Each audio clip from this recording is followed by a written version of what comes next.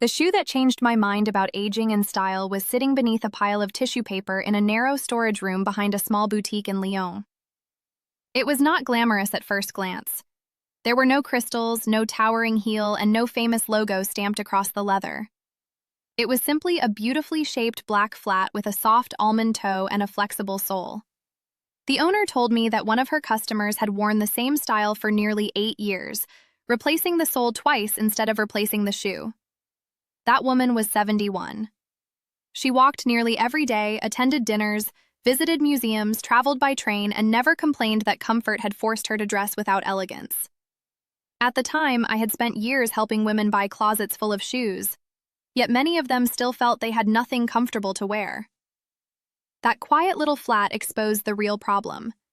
Most women do not need more shoes. They need better roles for the shoes they already own.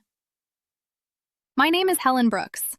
I am 68 years old, and for more than 3 decades I worked as a footwear buyer and fitting consultant for independent stores in Boston, Montreal, and several European cities. Today I work from a small wardrobe studio inside my renovated carriage house in Massachusetts. The shelves are lined with leather samples, old wooden shoe forms, measuring tools, and photographs from buying trips I took years ago. During those trips, I noticed something about many stylish French women in their 60s and 70s. Their wardrobes were rarely built around dozens of dramatic shoes. Instead, they relied on a compact group of dependable styles. Each pair had a clear purpose. One worked with cropped pants. Another supported long days of walking. One handled winter weather. Another brought elegance to an evening outfit without requiring a painful heel. Of course, not every French woman dresses the same way, and no country owns the secret to good style.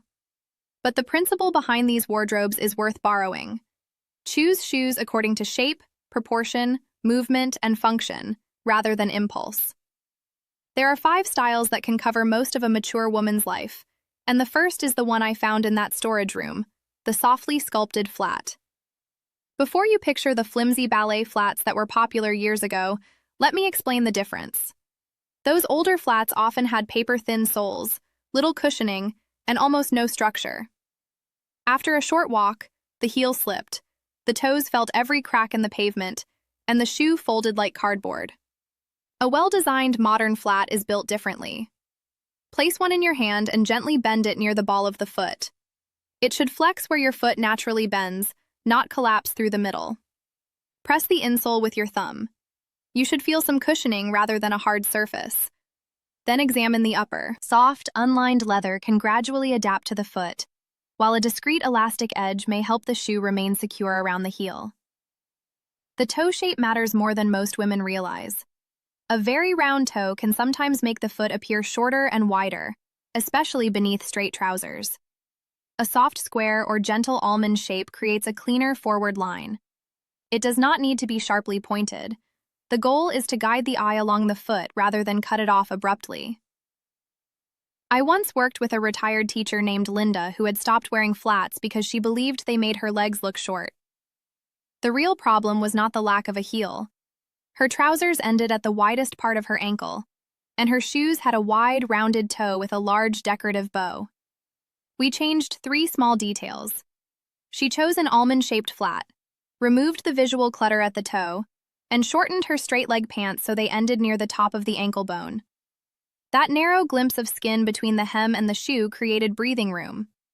The same woman, in the same trousers, suddenly looked taller and more balanced. Try this flat with ankle-length denim, a fine knit sweater, or a relaxed cotton shirt beneath a trench coat.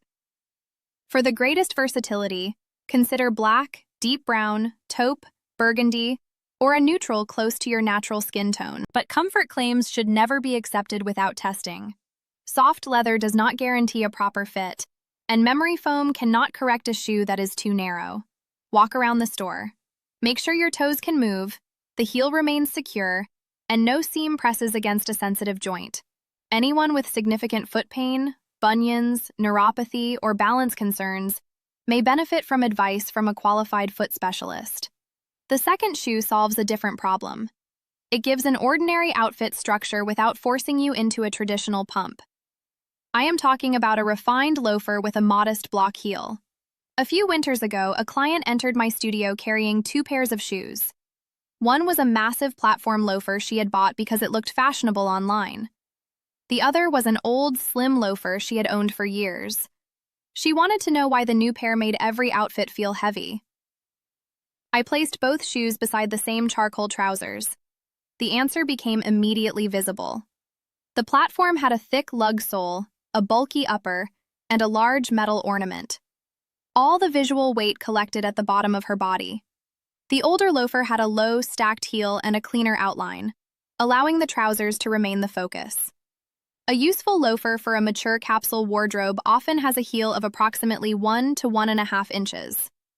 That small lift may feel more comfortable to some women than a completely flat sole, though the best height depends on the individual. The heel should be broad enough to provide steady contact with the ground, and the shoe should not pitch the body sharply forward. Run your hand across the top of the loafer. If the leather feels rigid where it crosses your instep, do not assume it will eventually surrender. That area can become especially uncomfortable after several hours.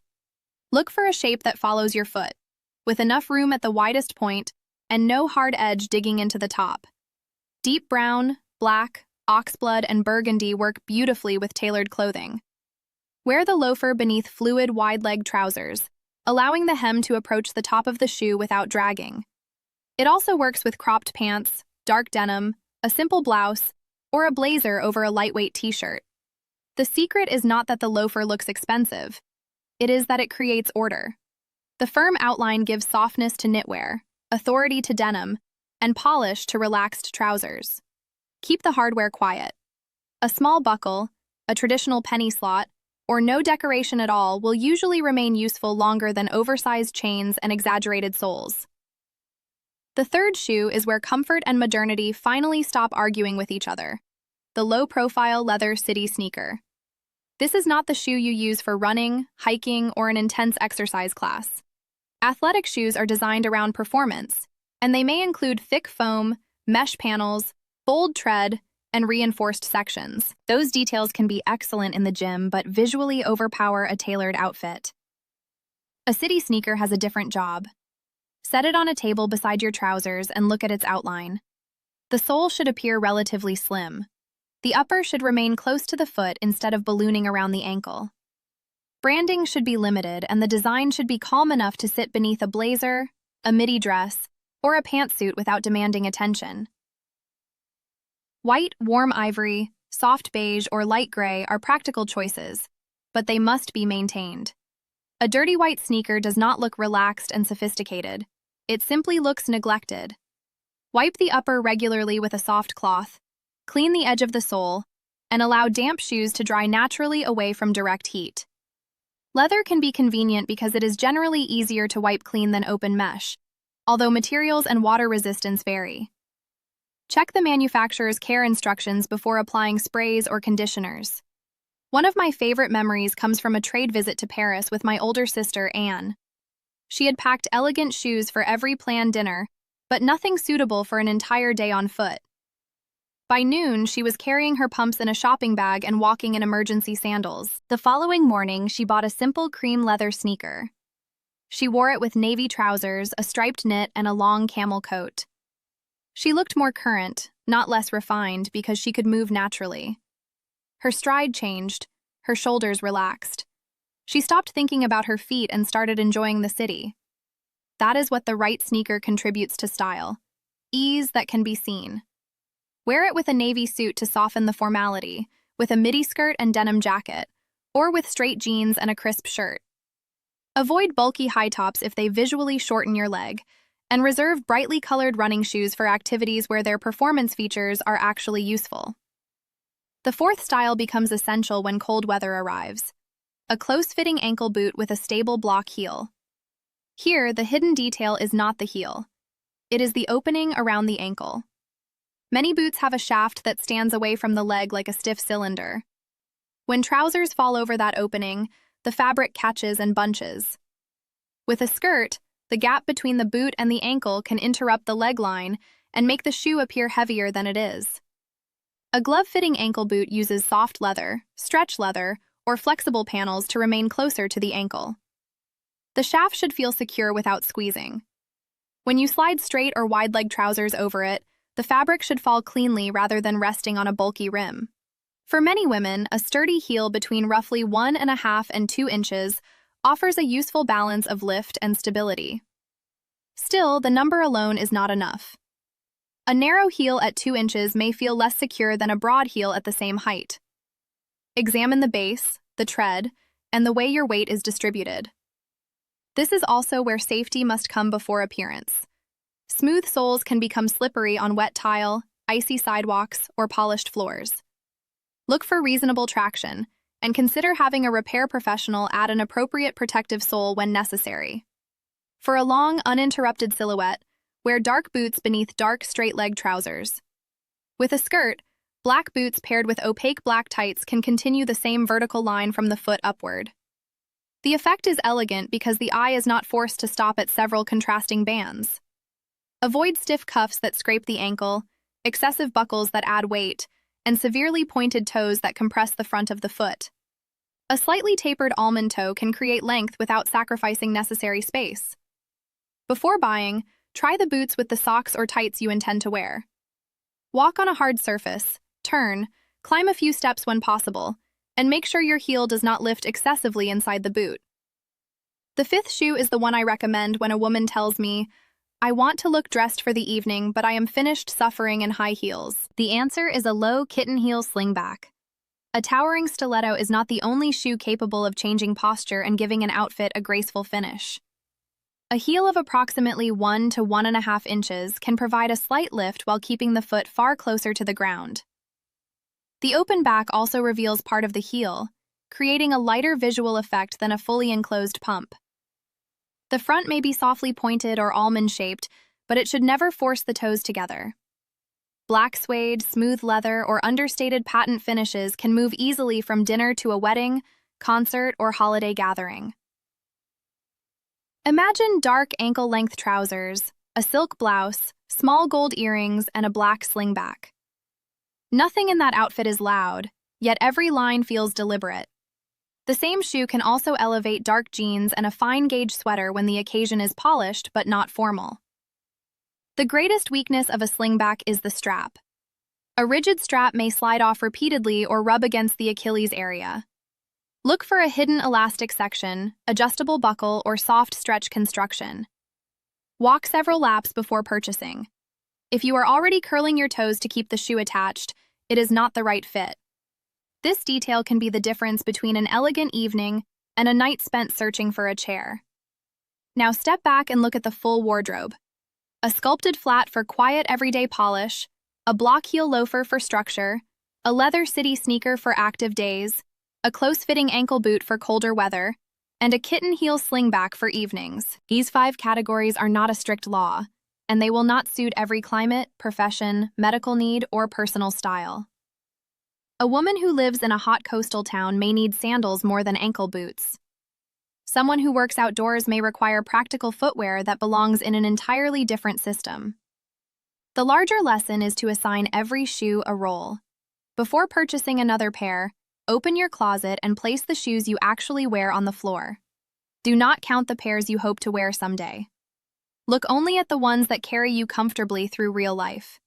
Check whether you have a dependable walking shoe, a polished flat option, a structured shoe for trousers, weather-appropriate footwear, and something comfortable enough for an evening occasion.